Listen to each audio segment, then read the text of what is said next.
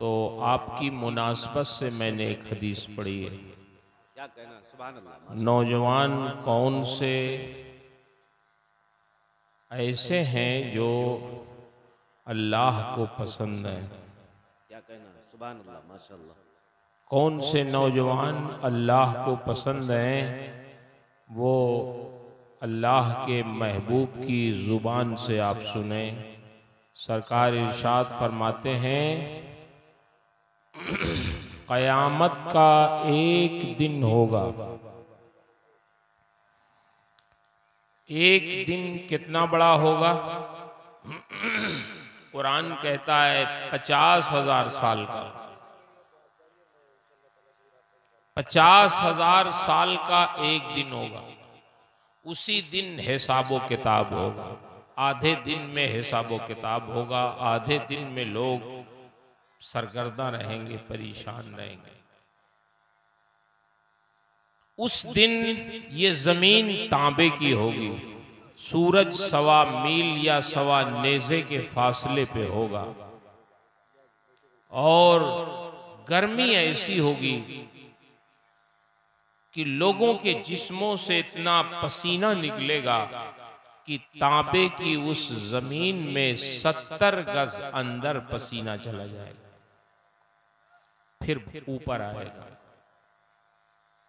ए बच्चों, ए बेटा, चलो बैठ जाओ या चले जाओ, आहिस्ता से, डिस्टर्ब ना करो। अब थोड़ी देर और सब्र करो।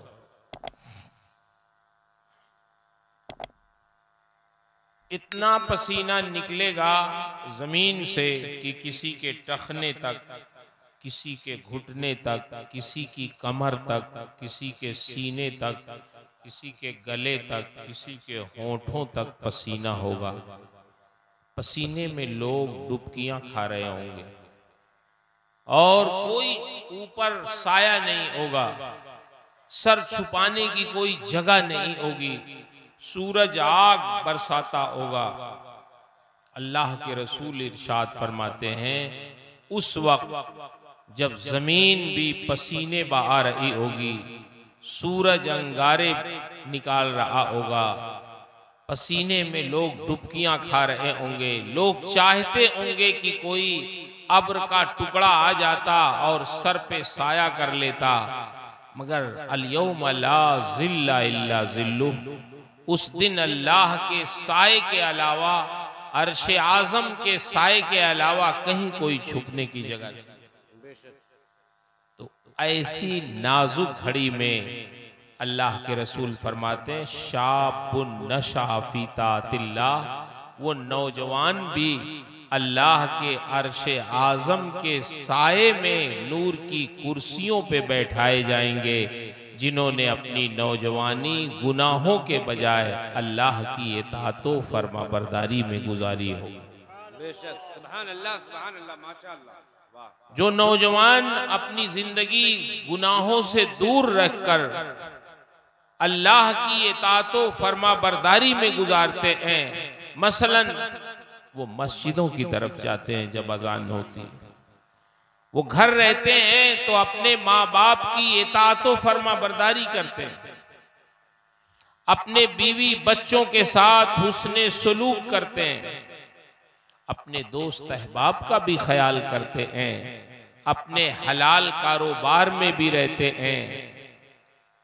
गुनाहों से दूर रहते हैं, तो फिर क़यामत में उनको कोई गर्मी नहीं, कोई पसीना नहीं, उनको अल्लाह अपने अर्श आज़म के साए में नूर के कुर्सियों पे बैठाएगा और फरमाएगा, तुम्हारा मकाम आज यही है, तुम्हें वहाँ धूप में रहने की कोई ज़रूरत नहीं है। तुमने अपनी ज़िंदगी, अपनी जवानी, जो तुम्हारी जिंदगी का बहुत कीमती वक्त था, बहकने का वक्त था, बिगड़ने का वक्त था, तुमने मेरी रजा के लिए बुराइयां छोड़ दी, तो आज तुम्हारे लिए मेरे अर्श आज़म के नीचे उसके साए में नूर की कुर्सियों पे तुम्हारी जगह।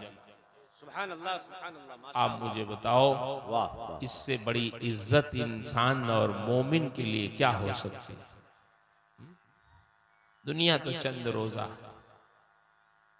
तो क्या करना है आपको बताइए?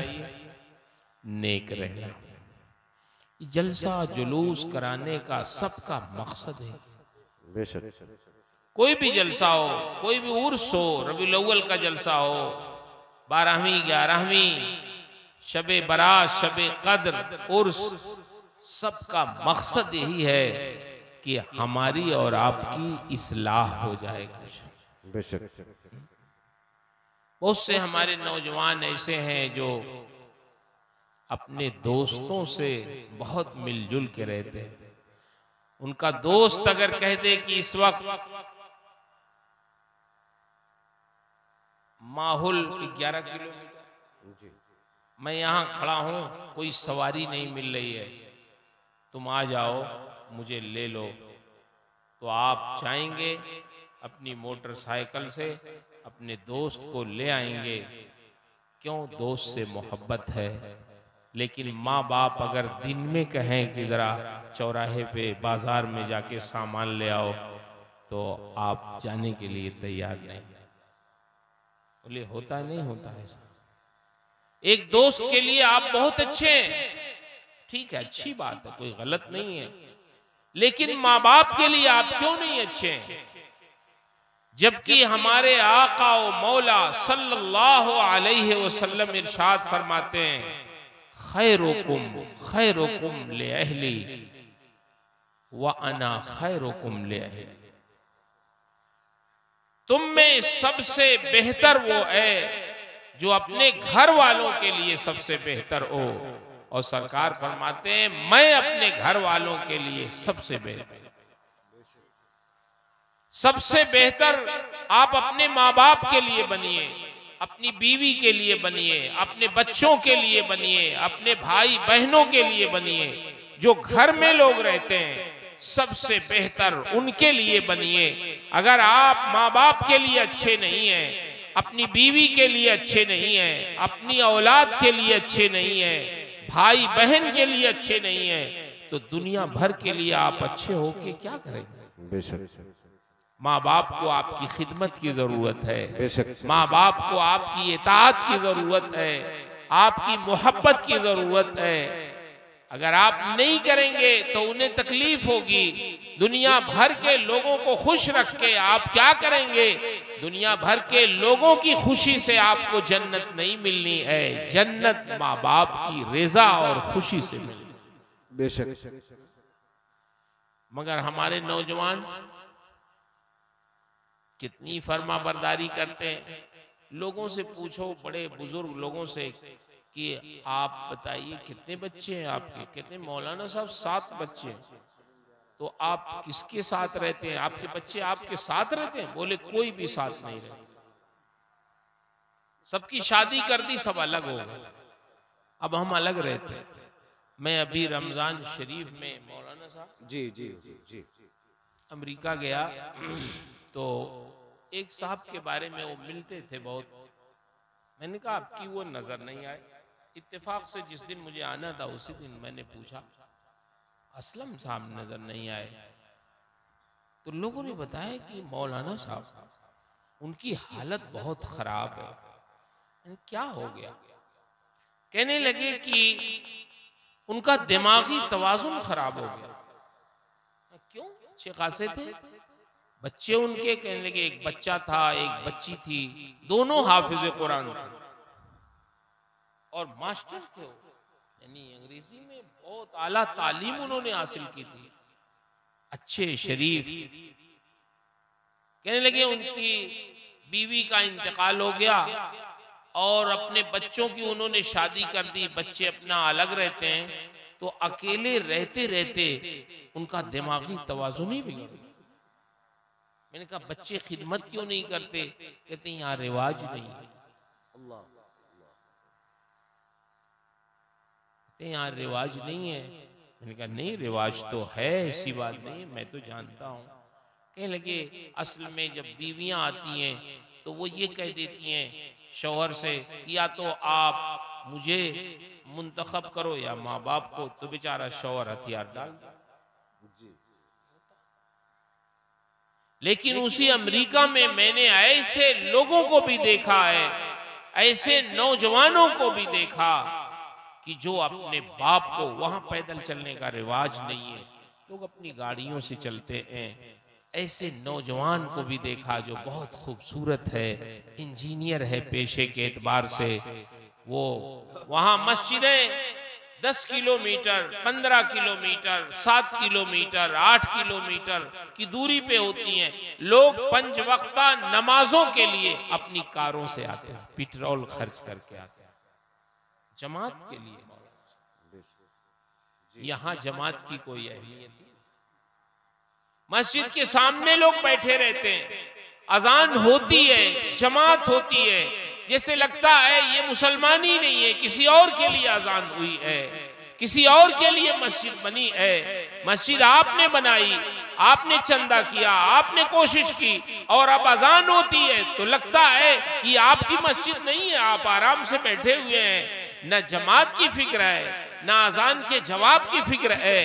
अल्लाह के बंदो, ऐसी जगह पे जहां मुकम्मल दुनिया है, वहां के लोग बाज़ाब्ता अपनी कारों से अपना पेट्रोल खर्च करके 5 वक्ता नमाज के लिए वो सफर करके जाते हैं। बल्कि जिस शहर में मेरा आना जाना है, वहां पहले मस्जिद नहीं थी, तो वहां से तकरीबन 400 किलोमीटर दूर ह्यूस्टन में मस्जिद थी। तो लोग हवाई जहाज से वहां एतिकाफ करने हवाई जहाज से। आप कितनी खुश नसीब हो कि हर मोहल्ले में आपके मस्जिद है। सुभान अल्लाह, माशाअल्लाह, सुभान अल्लाह, हर मोहल्ले में मस्जिद है। वाह वाह, 1 मिनट नहीं लगता मस्जिद तक पहुंचने में। बेशक। लेकिन अफसोस ये है कि जब मस्जिद में जाओ तो सिवाय चंद बूढ़ों के फजर में कोई नजर नहीं आता। कोई बेचारे खांसते हुए नजर आते हैं, और ये जितने नौजवान हैं हमारे, ये कोई दूर दूर तक भी नजर नहीं आते। क्या बात है? मसला क्या है? मैं अर्ज कर रहा हूं कि उसी अमेरिका में जहां हालात ऐसे हैं, ऐसे ऐसे नौजवान भी आपकी तरह हैं कि जो अपने बाप को अपनी कार पे बैठा के, बूढ़े बाप को मस्जिद लेके आते हैं। और मस्जिद जब लेके आते हैं तो उनका अंदाज देखें आप। मैं ये अपने बच्चों को सुनाना चाहता हूं कि आप कैसे अपने घर रहें, अपने माँ बाप के साथ पेश कैसे आए। आप पीर साहब का हाथ चूमते नहीं चूमते? बोलिए, चूमते हैं ना? हाथ नहीं चूम पाते हैं तो उनकी गाड़ी। अच्छी बात है, ठीक है, अकीदत होनी चाहिए, लेकिन पीर से भी ज्यादा अहम आपके नजदीक आपके बाप माँ हैं। बेशक बेशक, सुभान अल्लाह, बेशक। कभी उनका भी हाथ पैर चूमते हैं? बोलिए, सलाम करते हैं तो उनका हाथ चूमते हैं? क्यों नहीं चूमते? किसने मना किया आपको चूमने से? बोलिए, किसने मना किया आपको? जवान किसने किया आपको? दूध किसने पिलाया? आपका पेशाब पैखाना किसने साफ किया? रातों रात लेके कौन बैठा रहा आपको आपके बीमार होने? कभी आपने सोचा संजीदगी से? बोलो, किसने किया ये सब? आपकी माँ ने किया। आप बीमार हुए, आपके बाप ने इलाज किया, मकरूज हो गया बेचारा बाप, लेकिन आपके लिए उसने कोशिश की। आप जवान हो गए तो आपकी शादी की, शादी में भी कितने लोग कर्जदार हो जाते हैं। तो जिसने इतनी कुर्बानी दी उसका हाथ आप चूमते ही नहीं।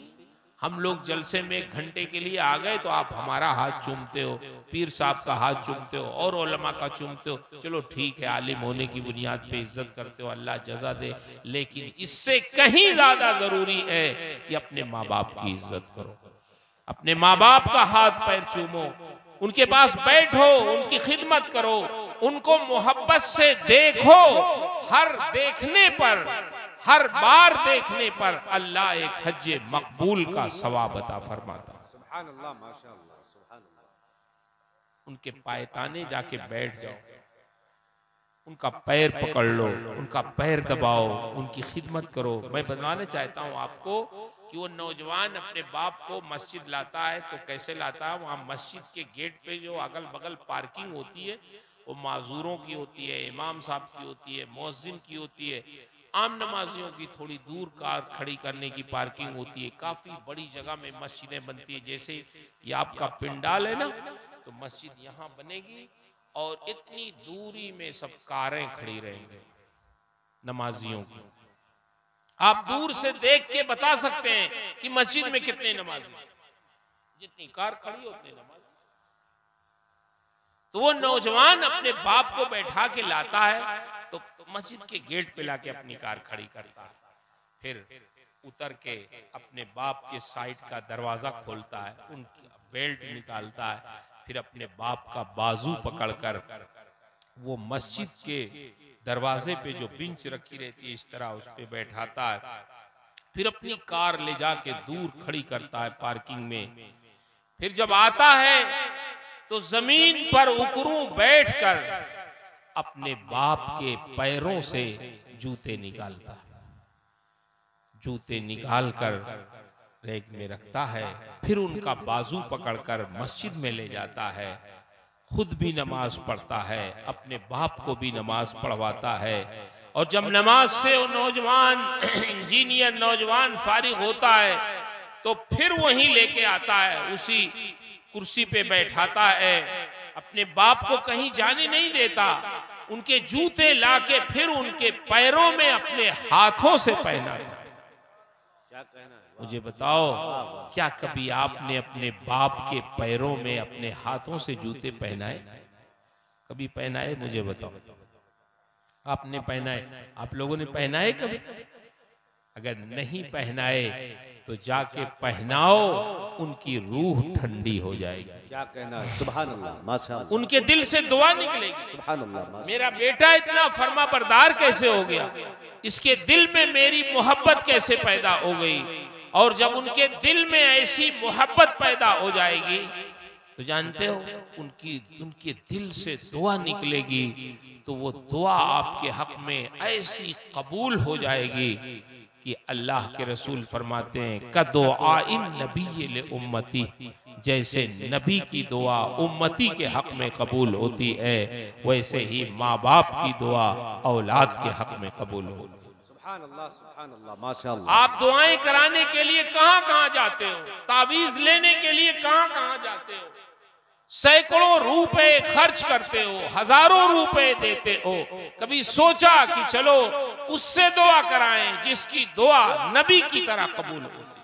सुभान अल्लाह, माशाअल्लाह। नहीं जाते आप, नहीं करते आप। क्या बात है, आपके घर में आपके माँ बाप है, आपको दूर जाने की कोई जरूरत नहीं है। उनको खुश करो, उनकी इज्जत करो, उनका एहतराम करो, फिर देखो वो जो दुआ देंगे तो इंशाअल्लाह वो बाबे इजाबत से टकरा जाएगा। सुभान अल्लाह, माशाअल्लाह। मैं अपनी बात आपको एक सुनाता हूँ, सुना दूं? देर तो हो गई है लेकिन सुन लो, शायद किसी के दिल में बात उतर जाए। सन 2000 में मैं तो ऐसे जामिया अशरफिया में 1990 से पढ़ा।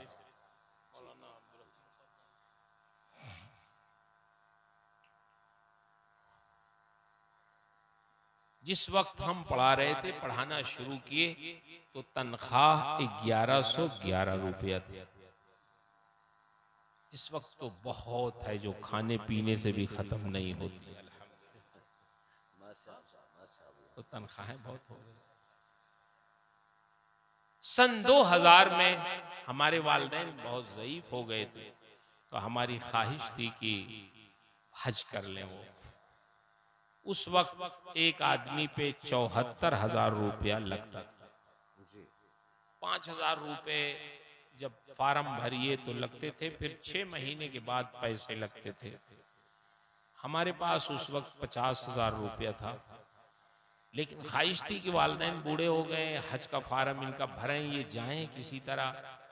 कल अगर पैसे होंगे और ये नहीं होंगे तो जिंदगी भर अफसोस। बेशक। तो फार्म भर दिया अल्लाह का नाम लेके, और जब वक्त आया तो अल्लाह ताला ने सब पूरा फरमा दिया किसी न किसी तरह।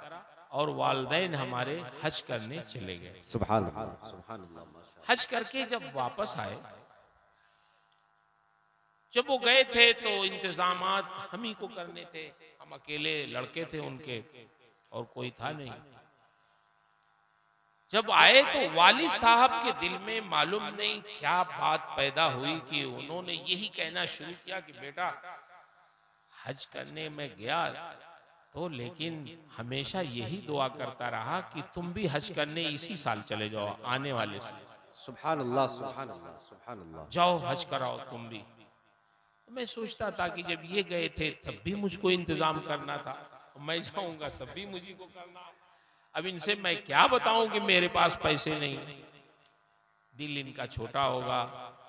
मैंने कहा अच्छा आप बुजुर्ग थे, आप बूढ़े थे, ख्वाहिश थी मेरी आप कर लें, कमजोर हैं, मैं तो अभी जवान आदमी हूँ, इमसाल नहीं आइंदा साल दूसरे साल चले ही जाऊंगा, आप परेशान ना हो।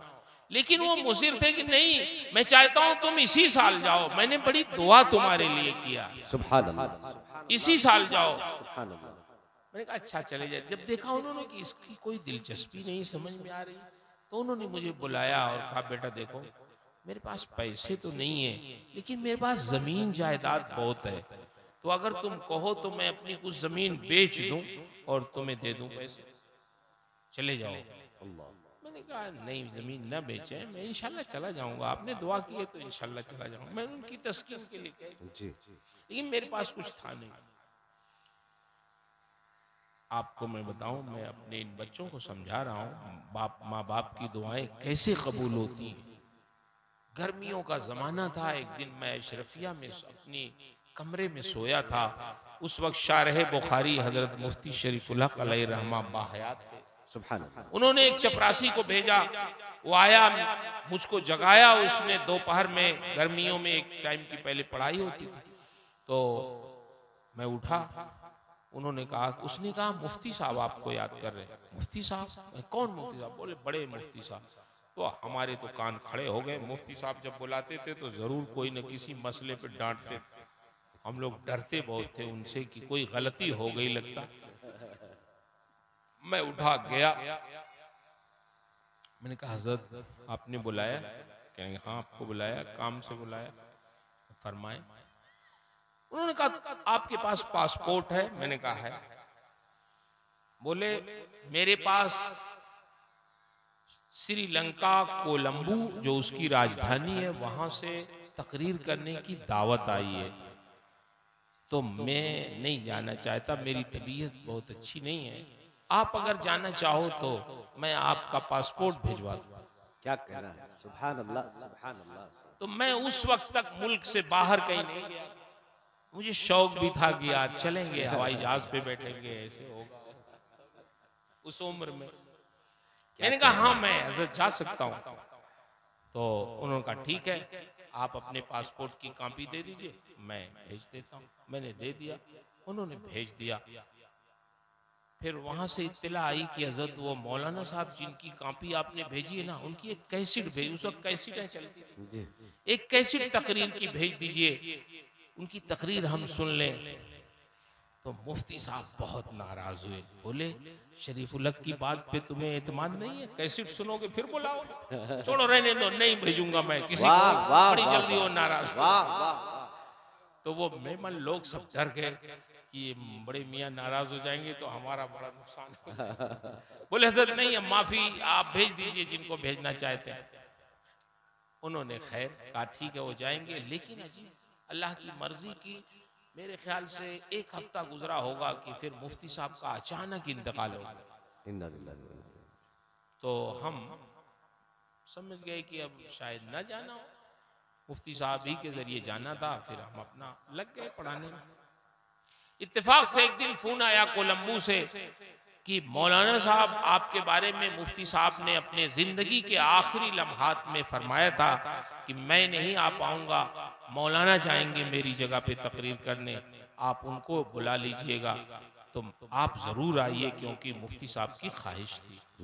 आपके कागजात हम दिल्ली एम्बेसी में भेज रहे हैं, आप वीजा लगवा लीजिए, चले आइए, किराया और आया हम सब आपको दे देंगे। मैं दिल्ली गया और वीजा लगवाया और तकरीबन कोलंबो में रात के 2:30 बजे पहुंच गया। वो लोग बेचारे कार लेके एयरपोर्ट के गेट पे खड़े थे, मुझे ले गए और जानते हैं 1.5 महीना मुझे रोके रखा। सुभान अल्लाह, सुभान अल्लाह, सुभान अल्लाह। रबीउल अव्वल में गया था, 12 तकरीरें उसमें करवाई, फिर कहने लगे कि 11वीं में भी रुकिए, 11 दिन उसमें भी तकरीर करना। तो तकरीबन 1.5 महीने में 37 तकरीरें मैंने की वहाँ। सुभान अल्लाह, सुभान अल्लाह, सुभान अल्लाह, माशाअल्लाह। और आपसे बता रहा हूँ, जब मैं आने लगा तो उन्होंने मुझे इतनी नजर पेश की कि मेरे ऊपर वही हज फर्ज हो, सुभान अल्लाह, सुभान अल्लाह, हज वही फर्ज हो। सुभान अल्लाह, माशाअल्लाह। और जब मैं आया तो हज का फार्म भर दिया और मैं ये समझ गया, यकीन कर लिया कि ये सब मेरे वालिद की दुआओं का नतीजा। सुभान अल्लाह, सुभान अल्लाह। नारे तकबीर, नारे रिसालत। हुजूर मुफ्ती साहब क़िबला पैगाम हक कॉन्फ्रेंस व हाफिज़ाने मसलके आला हज़रत। मेरी गुजारिश ये है कि आपको अगर तरक्की करना है, आपको कामयाब बनना है, आपको दुनिया में भी और आखिरत में भी अल्लाह के वहां सुरखरू रहना है, तो अपने माँ बाप की खिदमत, सुभान अल्लाह, माशाअल्लाह। उनकी इज्जत करो, उनका एहतराम करो, उनको खुश रखो। दुनिया की हर मंजिल पे इंशाअल्लाह आप कामयाब होगे, सुरखरू रहो। सुभान अल्लाह, माशाअल्लाह। दूसरा काम क्या करो? नमाज की पाबंदी करो, नमाज के पाबंद हो जाओ।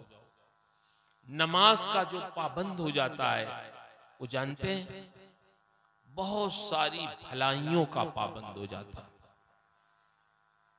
और नमाज का पाबंद होने के लिए जानते हो क्या जरूरी है? जमात के पाबंद हो जाओ।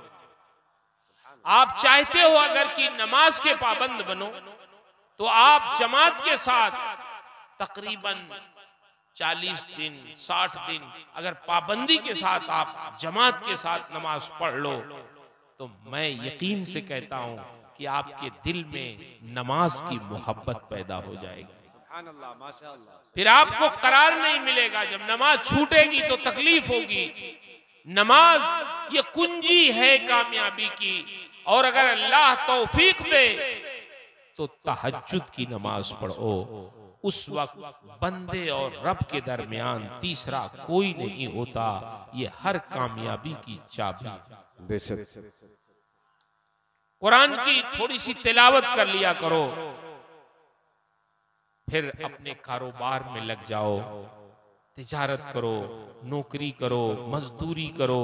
अल्लाह ने जो हलाल तरीका रखा है आपके लिए आप करो, लेकिन इन सब के साथ अपने रब को मत भूलो, अपने माँ बाप को ना भूलो। अगर शादी ब्याह हो गई है तो अपने बीवी बच्चों के साथ भी हुस्न सलूक करो। घर में रहो तो बहुत से लोग समझते हैं कि बीवी हमारे पैरों की जूतियां। सीधे से बात नहीं करें। घर में दाखिल होंगे, बाहर सलाम करेंगे लोगों को, लेकिन घर में दाखिल होंगे तो घर वालों को सलाम नहीं करते। हमारे बुजुर्गों ने बताया है कि आपके रिज्क में, घर में बरकत के असबाब में से एक बहुत बड़ा सबब यह भी है कि जब घर में आप दाखिल हो तो आप घर वालों को सलाम। सुभान अल्लाह। जो शख्स घर में दाखिल होने के वक्त अपने घर वालों को सलाम करता है तो अल्लाह ताला उसके रिज्क में बरकत अता फरमाता है। और मोहब्बत के साथ मिलो, अपनी बीवी से मोहब्बत करो, अपने बच्चों से मोहब्बत करो, अपने माँ बाप से मोहब्बत करो। सरकार इरशाद फरमाते हैं कि तुम में सबसे बेहतर वो है जो अपने घर वालों के लिए बेहतर हो, और मैं अपने घर वालों के लिए सबसे बेहतर हूं। उम्मुल मोमिनीन से जब सहाबा पूछते कि हुजूर घर में कैसे रहते थे, आप बताएं, आप उनकी बीवी हैं, हम मुसलमानों की माँ हैं, हम एक औलाद होने की हैसियत से आपसे पूछते हैं, आप हमारी माँ हैं, आप बताएं कि हमारे सरकार घर में जब रहते थे तो कैसे रहते थे, उनके रहने सहने का अंदाज क्या होता था। तो उम्मुल मोमिनीन बताती थी कि आओ मैं तुम्हें बताती हूं कि सरकार घर में कैसे रहते थे। बहुत सादगी के साथ रहते थे, बहुत बेतकल्लुफ रहते थे। जमीन पे बैठ जाते, वहीं दस्तरखान हम लगा देते और जो भी खाना उनके सामने रख देते तो सरकार उसे तनाउल कर लेते, खा लेते, कोई शिकवा नहीं करते थे, कभी नाराजगी नहीं करते। माँ आबा रसूलुल्लाह सल्लल्लाहु अलैहि वसल्लम तामन कत्तो, हमारे सरकार ने कभी किसी खाने में नापसंदीदगी का इजहार नहीं किया। हाँ, कुछ खाने आपको नापसंद थे, नहीं खाते थे, लेकिन अगर सामने रख दिया जाता तो इजहार नहीं करते कि तुमने क्या लाके रख दिया है, मैं तो इसे नहीं खाता हूं, क्यों लाके रख दिया, ये सब नहीं कहते। नहीं खाते, उसे छोड़ देते, जो खाना होता खा लेते, मगर किसी को मलामत नहीं करते। हम लोगों की क्या आदत है, अगर खाना जरा बिगड़ गया तो है? कितनी बातें सुना। एक मौलाना साहब को एक साहब ने दावत दे दी, हजरत हमारे घर दावत है। मौलाना साहब के पहला लुकमा जब खाया, उठाया तो उनकी जुबान से निकला कि माशाअल्लाह बहुत अच्छा खाना। किसने बनाया? आपकी बीवी ने बनाया। तो उनकी बीवी पर्दे के पीछे बैठी थी, वो लगी ज़ारों के तार रोने। मौलाना साहब ने पूछा क्यों रो रही है, क्या बात है, क्यों रो रही है, आपकी बीवी है? हमने तो कोई उनके खाने की बुराई तो नहीं की। तो उनकी बीवी पर्दे के पीछे से कहने लगी, मौलाना साहब 35 साल हो गए शादी हुए हमारी, लेकिन आज तक हमारे शौहर ने कभी ये नहीं कहा कि तुमने खाना बहुत अच्छा बनाया। आज पहली मर्तबा आपकी जुबान से मैंने सुना तो मेरे आंखों से आंसू जारी हो गए कि काश मेरा शौहर अगर कभी कह देता मुझसे कि तुमने खाना बहुत अच्छा बनाया है तो मेरी रूह खुश हो जाती कि वाकई मैंने खाना अच्छा। वाह, क्या बात है। आपको चंद कलमाते खैर कहने में क्या नुकसान है, जिसके साथ आप जिंदगी गुजार रहे हैं, जो आपकी खिदमत करती है, जो आपके बच्चों की परवरिश करती है, आप मुझे बताएं कि उसकी तारीफ करने में, दिलजोई करने में क्या हरज है। हमारे सरकार अपने घर की अज़वाज मुताहरात की दिलजोई फरमाते थे, उनकी तारीफ करते, उनसे खुश होते। बल्कि उम्मुल मोमिनीन हजरत आयशा सिद्दीका इरशाद फरमाती हैं, अगर मैं गोश्त की बोटी का कोई हिस्सा अपने दांतों से काट के खा लेती और फिर वही बोटी सरकार को देती खाने के लिए, तो मुझसे पूछते थे कि तुम बताओ आयशा, तुमने अपने दांतों से कहां से इसे काट के खाया है? मैं भी वहीं से खाना चाहता हूं जहां से तुमने अपने दांतों से काट क्या सुभान अल्लाह, सुभान अल्लाह, माशाअल्लाह, सुभान अल्लाह। उम्मुल मोमिनीन फरमाती हैं हदीस शरीफ में कि मैंने प्याला लिया पानी का, मैं पीने लगी। जब पीने लगी तो सरकार इरशाद फरमाते हैं, आयशा सारा पानी तुम ही खत्म कर डालोगी कि मुझे भी, मेरे लिए भी कुछ छोड़ोगी? उम्मुल मोमिनीन फरमाती हैं मैं रुक गई, मैंने वो प्याला सरकार की खिदमत, मैंने कहा हुजूर आप भी हैं। सरकार ने वो प्याला लिया पानी का, अपने लबहाए मुबारक के करीब ले गए, फिर रुक गए। सरकार ने इरशाद फरमाया, आयशा तुमने प्याले में होंठ लगा के कहां से पिए हैं, मुझे बताओ, मैं वहीं से पीना चाहता हूं जहां से तुमने पाया। आप मुझे बताओ, कोई शख्स अगर अपने नबी के तरीके पर जिंदगी गुजारे, अपने बीवी बच्चों के साथ, अपने माँ बाप के साथ वो इस तरह जिंदगी गुजारे, तो उसके घर में सुकून कैसा होगा, मोहब्बत का माहौल कैसा होगा, खुशहाली कैसी होगी। क्या कभी झगड़े होंगे? क्या कभी इख्तिलाफात होंगे? क्या कभी तलाक की नौबत आएगी? क्या कभी मारपीट होगी? क्या कभी मुकदमा बाजी होगी? नहीं नहीं, ये सब अगर हो रहा है तो सिर्फ इसलिए कि हमने अपने नबी की सुन्नत छोड़ दी है, उनका तरीका छोड़ दिया है, उनका उसवे हसना हमने छोड़ दिया। बेशक बेशक। तो हमें वैसे ही जिंदगी गुजारनी है जैसे हमारे आका और मौला ने गुजारी है। बस ज्यादा क्या समझाएं, घर में माँ बाप की खिदमत, बाहर निकलिए तो आजान हो तो नमाज की पाबंदी, फजर में उठ जाया करिए। कितना सोएंगे, सोने जागने का टाइम बनाइए। सुबह को अल्लाह की रहमतों का नुज़ूल होता है। हम लोग तो मौलवी ठहरे, आपको ज्यादा समझा सकते हैं। हजरत उमर का जमाना होता तो वो अपना दुर्रा लेके चलते थे।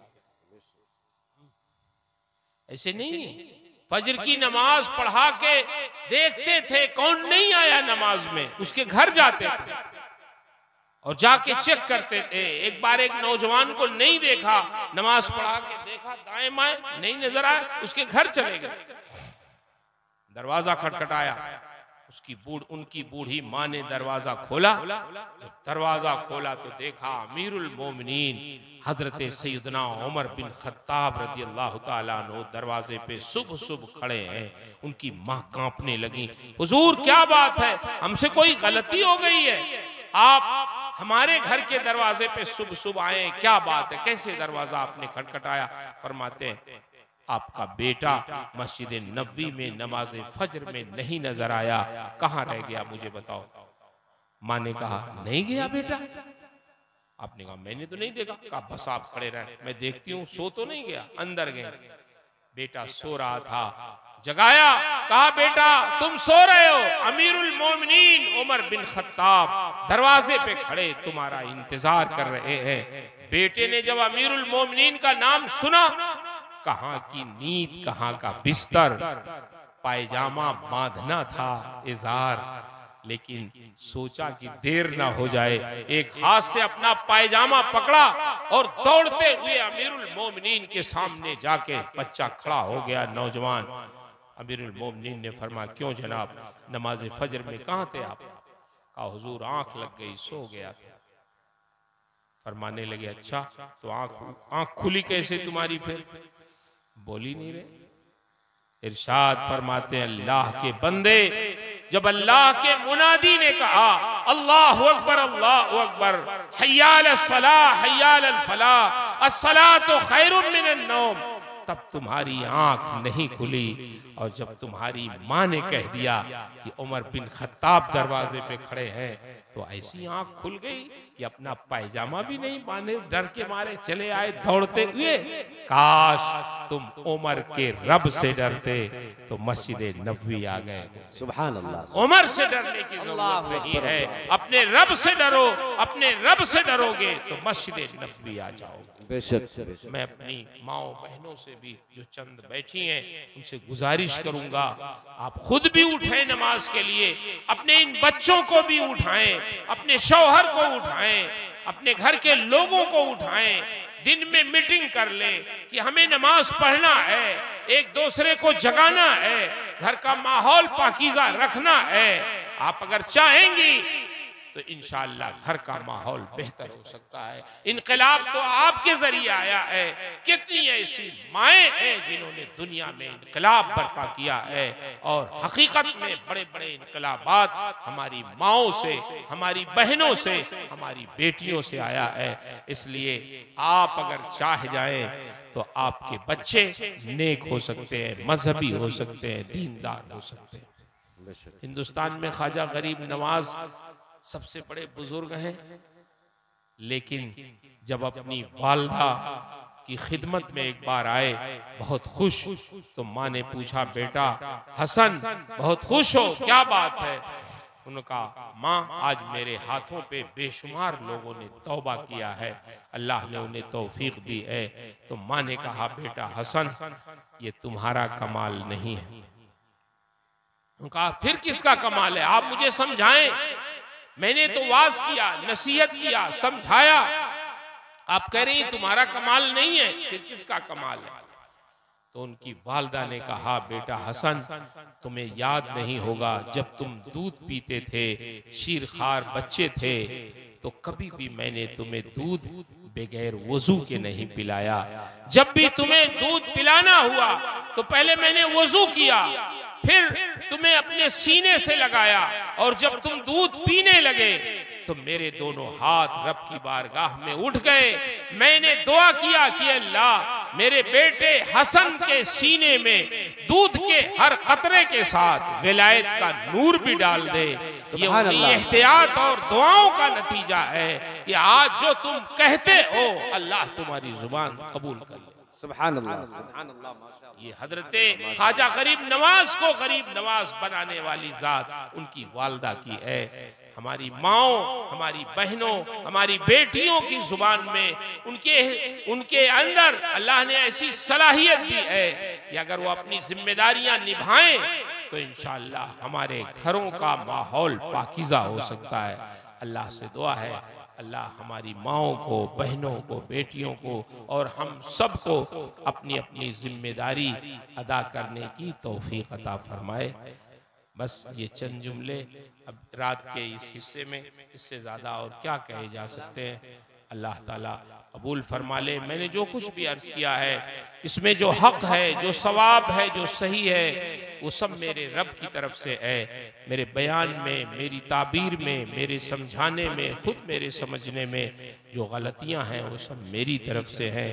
अल्लाह मुझे हक कहने, हक सुनाने, खुद हक पे कायम रहने और हक की नशर इशाअत की तौफीक अता फरमाए। अस्तगफिरुल्लाह रब्बी मिन कुल्लि ज़ंबिन व अतूबु इलैह। अस्सलामु अलैकुम।